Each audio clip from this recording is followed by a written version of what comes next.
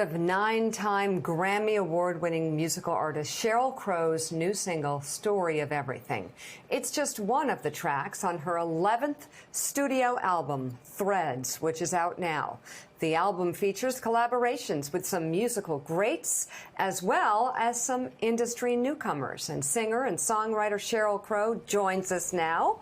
Also with us, Morning Joe music correspondent WFBK's Kyle Meredith is with us as well. Sheryl, how exciting to have you here, and especially on the occasion of such a great album. I mean, there's something here for absolutely everybody who loves music. I have my own favorite, but we'll get to that in a minute. First, let's talk about the inspiration and how Kris Kristofferson and the 40th anniversary of Austin City Limits, how it was a genesis of this project.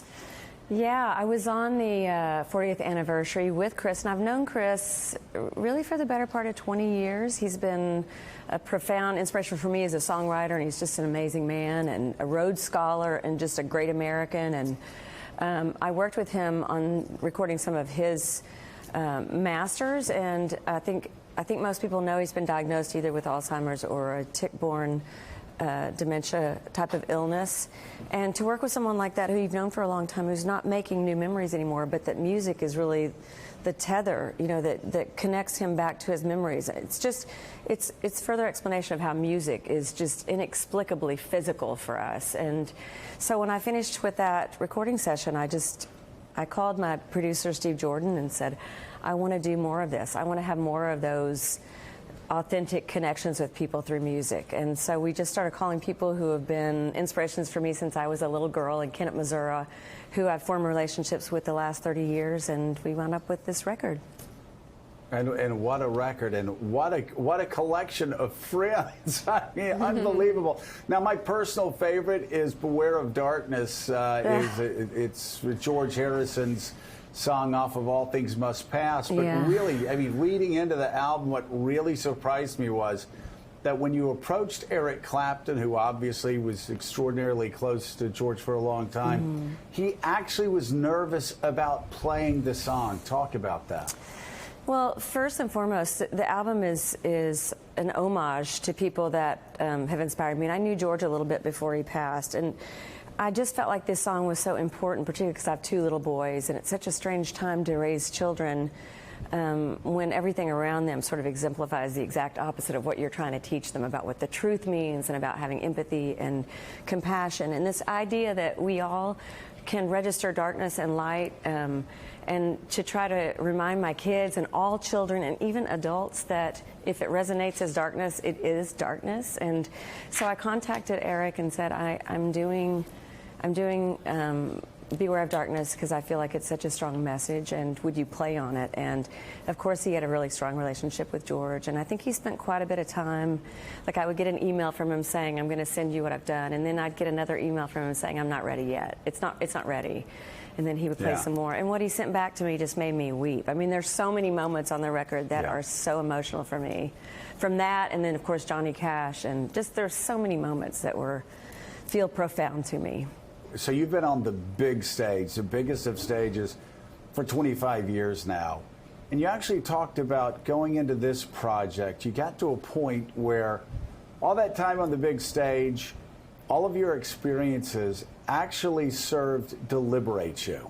So you did what you wanted to do. Can you talk about that liberation and how that translated to this project? Part of being liberated is being my age. I mean, I went into making this project. I didn't have a record deal. I'm not competing for that airtime at pop radio with the 16 to 35-year-old, that demographic that seems to create all the playlists. And there's something kind of liberating about that, being able to really write about the elephant in the room and not be worried about, well, is this going to get played? And so I went into this whole process with no time frame, no budget. We just paid for it ourselves. And that was what was liberating. I could walk in and just write when I wanted to. My studio's in my barn, and write songs that felt like they were tailor-made for each artist. I, in fact, even brought people in. Like I wrote a couple of days with Joe Walsh and went to New York and recorded with Keith Richards. And it was just, it was piecemeal, and yet it had some sort of direction to it. And the liberation for me is really in just being my age and accepting that I'm older, and that being the freedom to just write about the things that concern me as an American and as a person and as a mom. And I think that resonates with a lot of people. You know, when you first got into music, you had to make it through like 1 or 2 A&R agents at a record company. Oh my goodness. I mean, we always thought that was so bad, and oh, how horrible corporate rock. Now it's algorithms on these streaming services. Your songs actually, it's not even human beings making the decisions, it's algorithms. I think that's why this album is so special, because you can tell you just didn't give a damn. You said, I'm going to do what I want to do. And well, I mean, how liberating as an artist. That is exciting. It is, and you know, there's all kinds of studies about the 6-second attention span, and everything now is written with 15 writers, and there's tracks, and there's a top line, and you've got to change the hook every 6 seconds, or the kids will swipe over to the next thing, and that's just not my world. And that's one of the reasons that I have said this is my last album, as it's in a full artistic form, you know, a beginning, a middle, and an end, a journey, you know, sequencing, the whole thing that goes into the tradition of making albums.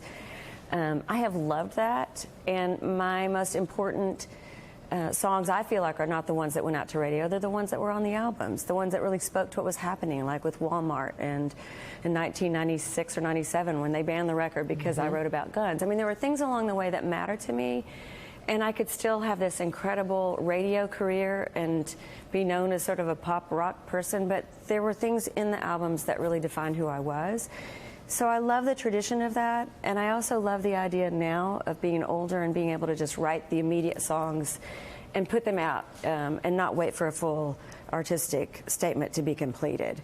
So, you know, it's sort of the Wild West out there. People get their music in so many different ways, and they cherry pick and make their own playlists, so they don't really listen to albums in their full-length form. But thank goodness for vinyl. Some people are.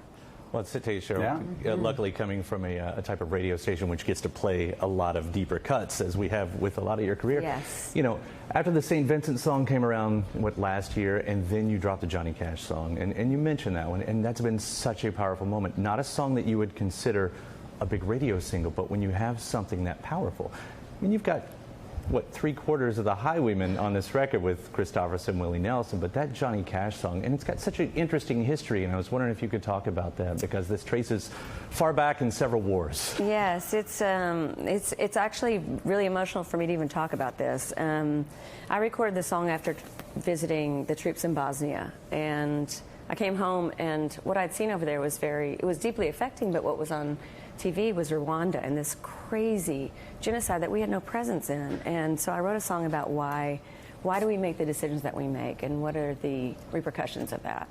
So many years later, I knew Johnny and June, and after June passed, Johnny's son-in-law called and said, I've given this song that you've written called Redemption Day to my father-in-law, and he got on the phone and asked me a lot of questions about what different lyrics meant so that he could actually sing it and bring to the song his full Johnny Cashness. And we know what he stood for. I mean, he stood for things that were not popular at country conservative radio. He was against the Iraq War. He was against the Vietnam War. He stood up for Native Americans' rights. And just bringing his whole fully American, his whole Johnny Cashness to this track was, for me, one of the most humbling highlights of my career. And he passed away a couple of months later, so people didn't get a chance to hear it. So when I was making this album, with his family's blessing, we took his vocal, and I just played a piano part to it, and then I put my vocal on it. And for me, that was the moment that I said, this is the last album. Yeah. How do you follow this?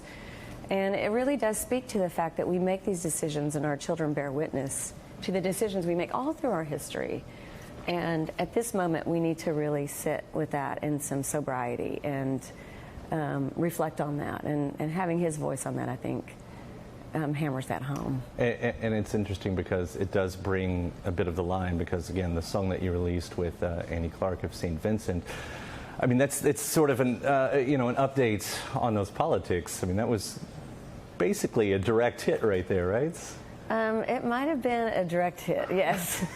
You know, I don't like to necessarily be so pointed in my politics. It's more sort of about where we are in our humanity, but certainly within the last couple of years, the truth has become this sort of inconvenient thing. And, you know, when you are raising kids and you're saying you can never lie, lying is bad, truth is always important, you have to accept people where they are. You know, you have to listen, you have to be empathetic and compassionate, and then to see all that they see and be, you know, it's just confusing. So I wrote this song called I Wouldn't Want to Be Like You and asked the incredible, fierce, truth-telling Annie Clark of St. Vincent to be on it. And lo and behold, it got played at radio. So you never know. Such a great song. So let's finish up. We've talked about all the great artists that you've played with on this album that have influenced you, but talk about your biggest influence.